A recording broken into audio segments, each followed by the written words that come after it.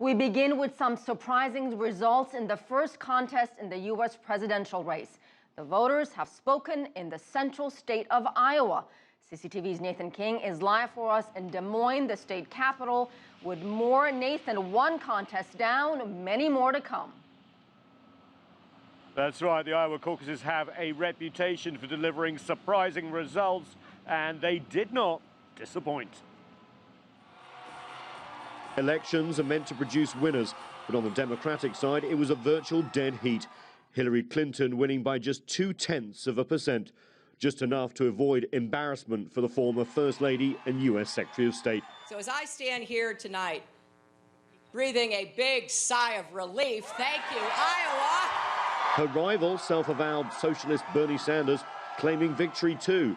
A virtual unknown when he started campaigning, Sanders has made this a competitive race. What Iowa has begun tonight is a political revolution. 47th Democrat. I'm going to just have you sign by your name. That table right over there. Over there. And the turnout set a record for the chaotic caucus process. You're doing your job as citizens, and I for one, appreciate that.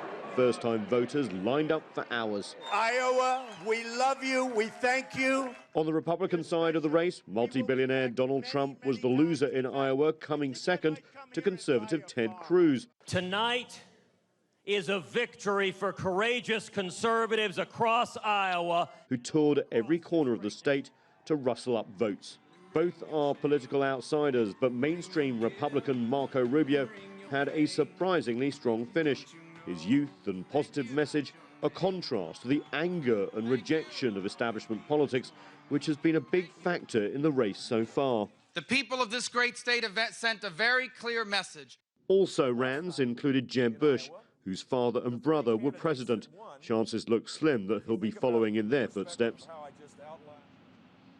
Yeah, Bush won't be dropping out anytime soon. He'll definitely go through New Hampshire, but others have dropped out. Republican Mike Huckabee has dropped down, and Democrat Martin O'Malley. So that just leaves two in the race for the Democrats, with everything to play for going forward. And Nathan, you got to wonder how many of them will stay in the race after New Hampshire primary. What might we expect there?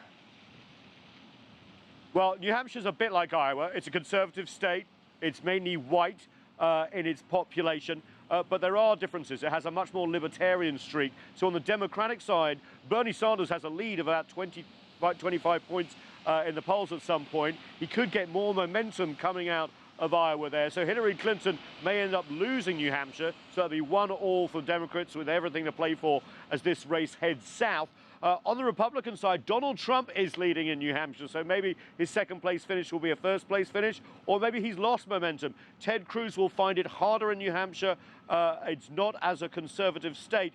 And Marco Rubio, the third-place finisher, the establishment candidate, could stand to benefit, but we could lose more people. And we're talking about experienced people. Governors of New Jersey, governors of Ohio could drop out if they do not do well in New Hampshire. So this field is thinning after Iowa. It will thin again in New Hampshire. We will have candidates, it looks like, by the conventions in July. CCTV's Nathan King live for us in Des Moines, Iowa.